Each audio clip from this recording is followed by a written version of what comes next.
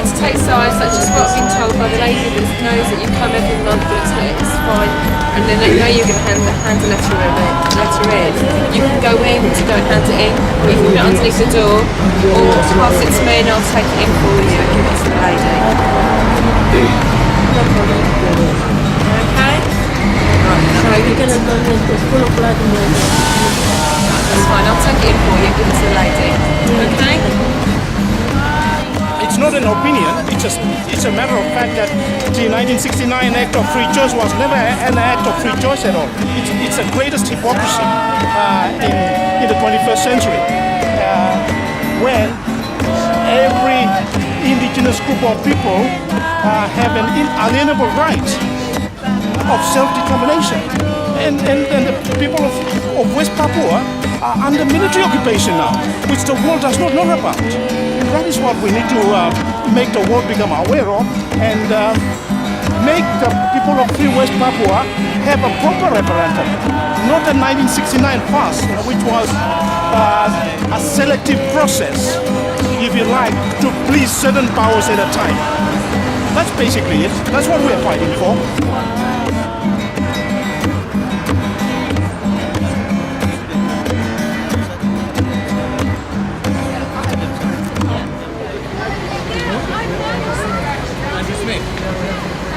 Here? Yeah. Okay, sounds great.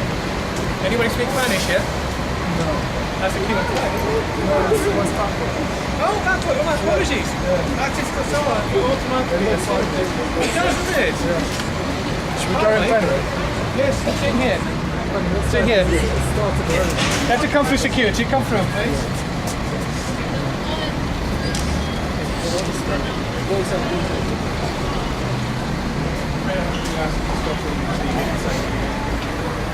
So you need to stop filming until you get inside.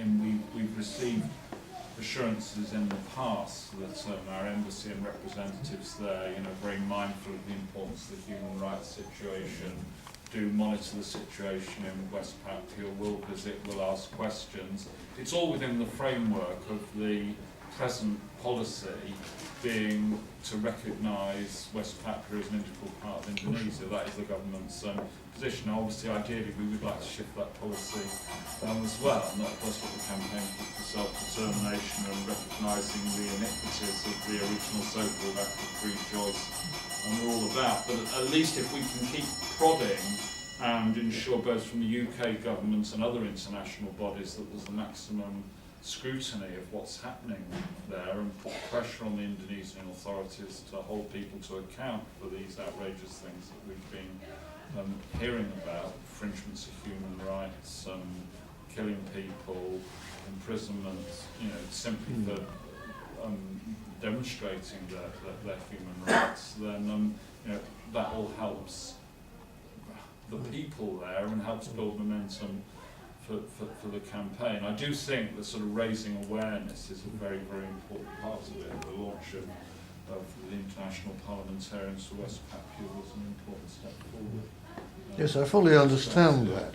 But I was thinking in terms of either a parliamentary question or some kind of debate, yes. In which case we have to hang it on something fairly specific. Why will the government initiate discussions at? Something of that sort. That's why I was asking for the reference of this Amnesty International report yesterday, because yeah. That's certainly, I'll be happy to ask a parliamentary question on that, and it might be you're better placed to judge than I. It might be the peg for a start question in the law, where questions haven't been asked before. The other thing we can do, I'm very happy to do, is to initiate an adjournment debate in the Commons.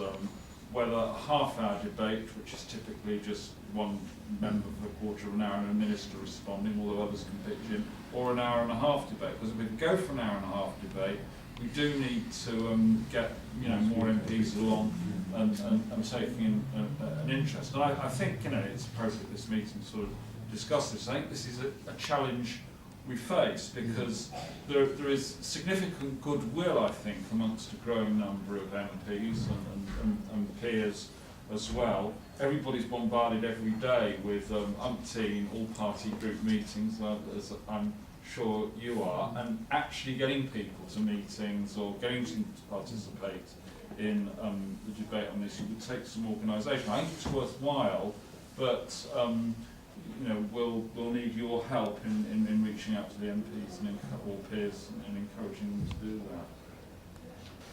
The will of the people of West Papua was and remains perfectly clear. They wished and they wish to have the right of self-determination. They wanted and they want to work out their own destiny as a sovereign nation, independent of Indonesia. The Act of Free Choice had the purported effect of grafting into Indonesia the western part of the island of Papua. In fact, it had no such effect. The instrument was and is null and void in international law. It's depressing that most other nations, anxious for political and commercial reasons to retain Indonesia's goodwill, have turned a cynically blind eye to that illegality. There are two scandals here: the scandal of Indonesia's illegal annexation of West Papua and the scandal of the world's collusion with Indonesia. Indonesia has raped West Papua. It has killed, beaten and tortured West Papuan citizens, deprived them of their most basic civil liberties, and flooded West Papua with Indonesian immigrants in an attempt to gain the demographic upper hand. It has exploited its mineral and marine resources and devastated its ancient and irreplaceable forests. Until very recently, the story of West Papua has been practically unknown in the West. But the story is coming out. Despite Indonesia's ban on all foreign reporters and observers, the truth is emerging, and the world is beginning to wake up. The launch in 2008 of International Parlamentarians for West Papua gave it a jolt. Another jolt was the launch in 2009 of International Lawyers for West Papua, a coalition of lawyers devoted to the modest aim of seeing that West Papua is subject to the rule of law in the same way as most other nations.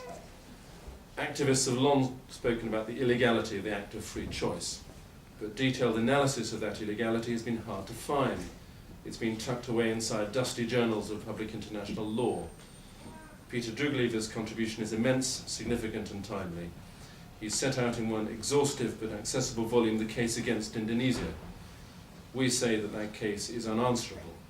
We challenge Indonesia and its supporters to rebut Professor Drooglever's contentions. If there is no answer, the nations of the world and all those interested in the rule of law, which is surely all decent people, should join the West Papuans in demanding an end to the subjugation and suffering of West Papua.